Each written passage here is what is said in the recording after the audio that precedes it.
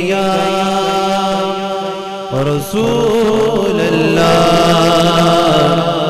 وسلم علیک یا حبیب اللہ۔ مومن کا دل کیا ہے؟ اللہ تبارک و تعالیٰ قرآن پاک میں ارشاد فرماتا ہے او من کان میتا فاحیینہ، وہ جو مردہ تھا اسے ہم نے زندہ کیا۔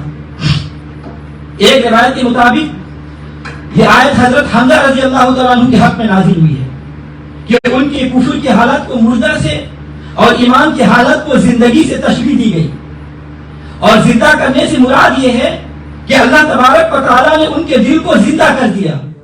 نبی صلی اللہ علیہ وسلم کی حدیث سنن کبریٰ میں موجود ہے کہ جو مردہ زمین کو زندہ کرے وہ اسی کی ہوتی ہے۔ تو اس اعتبار سے جو کسی مردہ اور ناکارہ زمین کو آباد کرے وہ اسی کی ملکیت ہوتی ہے۔ تو اللہ تعالیٰ نے قلب مومن کو نور ایمان سے زندہ فرمایا، پھر وہ کسی غیر کا کیسے ہو سکتا ہے؟ مثال کے طور پر حضرت عبداللہ بن حذیفہ رضی اللہ تعالیٰ عنہ کو رومی کفار نے قید کر لیا اور اپنے بادشاہ کے پاس پہنچا دیا، اور اس نے بادشاہ نے ان سے کہا کہ تم نصرانی ہو جاؤ تو میں تمہیں اپنی سلطنت میں شریک کر لوں گا اور اپنی شہزادی تمہارے نکاح میں دے دوں گا۔ تو صحابی رسول نے جواب دیا یہ تو کیا کہہ رہا ہے، اگر تو اپنی تمام بادشاہت مجھے دے دے اور تمام عرب کی سلطنت بھی مجھے سونپ دو تو پھر بھی آنکھ جھپکنے کے برابر بھی میں دین محمدی سے نہیں ہٹنے کے لیے تیار ہوں۔ تو بادشاہ نے کہا کہ تو پھر میں تجھے قتل کر دوں گا۔ حضرت عبداللہ بن حذیفہ رضی اللہ عنہ نے کہا کہ ہاں یہ تجھے اختیار ہے۔ تو اسی وقت بادشاہ نے حکم دیا کہ انہیں سلیب پر چڑھا دو۔ انہیں چڑھا دیا گیا اور تیر اندازوں نے بادشاہ کے حکم کے مطابق ان کے ہاتھ پاؤں چھیدنا شروع کر دیے۔ بار بار آپ سے کہا جاتا اب بھی نصرانی ہو جاؤ اب بھی نصرانی ہو جاؤ، تو آپ بار بار اپنے پورے استقلال اور صبر سے یہ فرماتے کہ ہرگز نہیں۔ آخرکار بادشاہ نے کہا کہ اسی سولی سے اتار دو۔ پھر حکم دیا کہ ایک پیتل کی دیگ گرم کرو۔ وہ تیل گرم کر کے لائے اور وہ پیش ہوئی تو بادشاہ نے ایک اور قیدی کے مطابق حکم دیا کہ اس کو ایک دیگ میں ڈال دو۔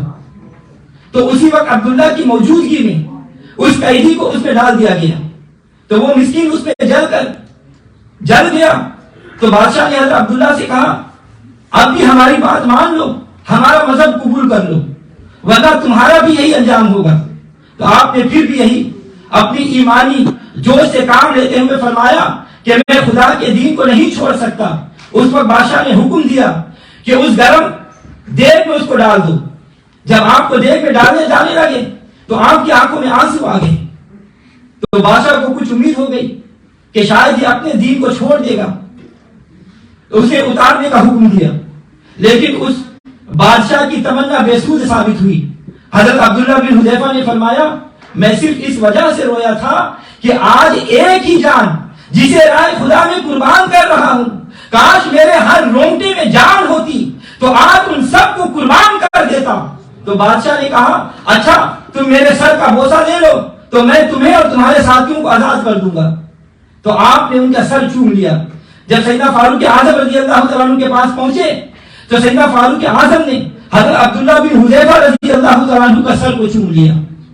اللہ تعالیٰ فرماتا ہے اولئک کتب فی قلوبہم الایمان، یہی لوگ ہیں کہ جن کے دلوں میں اللہ نے ایمان کو نقش کر دیا ہے۔ تو حضرات اکرامی اس آیت کے متعلق اس سے کچھ نکات معلوم ہوا کہ پہلا یہ کہ اگر کسی کاغذ پر قرآن لکھ دیا جائے تو اسے جلانا منع ہے، تو جس دل میں اللہ ایمان نقش کر دے گا وہ قریب اسے کبھی نہیں جلائے گا۔ جیسے میں نے پچھلے جمعے کو بیان کیا تھا کہ ہندوستان میں ایک ہندو شاعر ہوا ہے جن کا نام دل رام کوسری تھا۔ اس نے ساری عمر حضور صلی اللہ علیہ وسلم کی ناز گوئی کو اپنا شیوا بنائے رکھا۔ جب موت قریب ہوئی تو بخت نے یاوری فرمائی اور نبی صلی اللہ علیہ وسلم نے تشریف لا کر اس کو کلمہ پڑھایا، اور اس نے مرنے سے پہلے یہ شعر پڑھا تھا جو گنگا سے پھسلا تو کوثر میں نکلا، مجھے رب نے پانی ہی پانی میں رکھا۔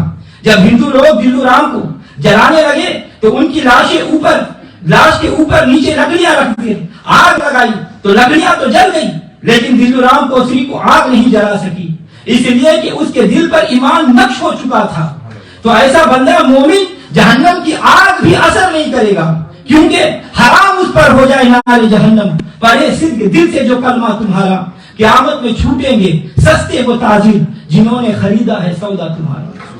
دیکھیں حضرت بشر حافی رضی اللہ تعالیٰ عنہ نے زمین پر ایک کاغذ کا ٹکڑا پڑا ہوا دیکھا جس پر بسم اللہ الرحمن الرحیم لکھا ہوا تھا، تو آپ نے اسے بلند کر دیا، تو ہم نے بھی تیرے نام کو بلند کر دیا۔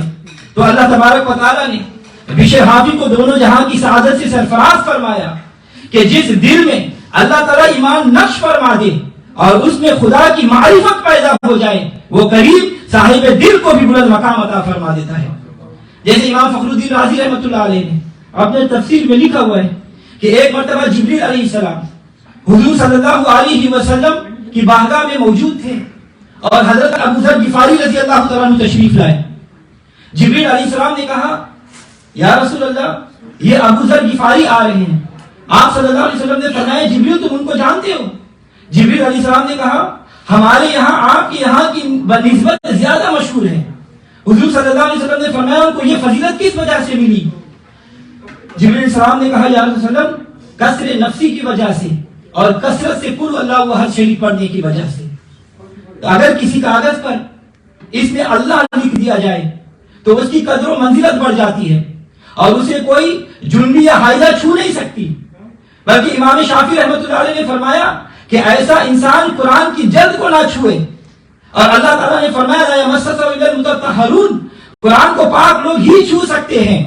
لہذا جس دل میں اللہ ایمان کی دولت رکھ دے اس کے کرم سے امید ہے کہ شیطان اس دل کو چھو نہیں سکے گا بلکہ اس دل سے دور بھاگے گا۔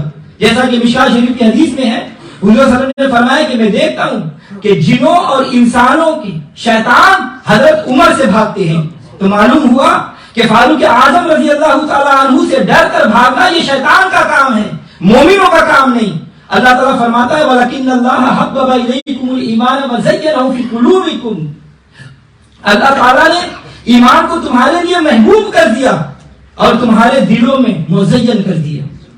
تو ایمان جس کو محبوب ہو جائے وہ پھر ایمان دینے والے نبی کریم صلی اللہ علیہ وسلم سے ٹوٹ کر محبت کرتا ہے۔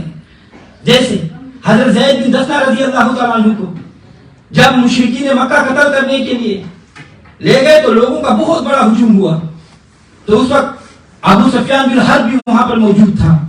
جب حضرت زید بن دثنہ کو قتل کے لیے سامنے لایا گیا تو ابو سفیان سے کہا کہ اے زید میں تم کو خدا کی قسم دے کر پوچھتا ہوں کیا تم اس بات کو پسند کرتے ہو کہ تمہیں چھوڑ دے اور تمہارے بدلے محمد صلی اللہ علیہ وسلم کو قتل کر دے اور تم اپنے گھر آرام سے رہو؟ تو حضرت زید بن دثنہ رضی اللہ تعالیٰ عنہ نے جواب دیا کہ خدا کی قسم مجھ کو یہ بھی گوارا نہیں کہ محمد صلی اللہ علیہ وسلم کے پاؤں میں کوئی کانٹا چبھ جائے اور میں اپنے گھر میں بیٹھا رہوں۔ کہا او بے وقوف اور لذت ایمان سے بیگانے، محمد صلی اللہ علیہ وسلم اور محمد صلی اللہ علیہ وسلم کی محبت تو کیا جانے، کہاں برداشت دیکھی تو نے شہدائے محمد کی، کہاں برداشت دیکھی تو نے شہدائے محمد کی، خرش برداشت کر سکتا نہیں پائے محمد صلی اللہ علیہ وسلم۔ تو اس پر ابو سفیان نے کہا کہ خدا کی قسم میں نے کسی کو کسی کا اس درجہ محب اور مخلص اور جانثار نہیں دیکھا جیسا کہ محمد صلی اللہ علیہ وسلم کے اصحاب محمد صلی اللہ علیہ وسلم سے محبت کرتے ہیں۔ اور پھر اس کے بعد حضرت زید بن دثنہ رضی اللہ تعالیٰ عنہ کو شہید کر دیا۔ تو اللہ تعالیٰ فرماتا ہے وَمَن يُؤْمِن بِاللَّهِ يَهْدِي قَلْبَهُ، اور جو اللہ پر ایمان لاتا ہے اور اس کے دل کو ہدایت دیتا ہے، اور جب دل میں ہدایت آ جائے تو انسان گمراہ نہیں ہوتا۔ اللہ تعالیٰ ارشاد فرماتا ہے اولئک الذین امتحن اللہ قلوبهم للتقوی، یہی لوگ ہیں جن کے دل اللہ نے تقوی کے لیے پرکھ لیا ہے۔ دیکھیے جب سونار سونے کو آگ میں ڈال کر پرکھ لیتا ہے تو وہ دوبارہ اس سونے کو آگ میں نہیں ڈالتا۔ اسی طرح جب اللہ تبارک و تعالیٰ اپنے بندے کو تقوی کے لیے پرکھ لے تو وہ ذات قریب اس کو آگ میں نہیں ڈالے گا انشاءاللہ۔ تو یہ ہے مومن کا دل۔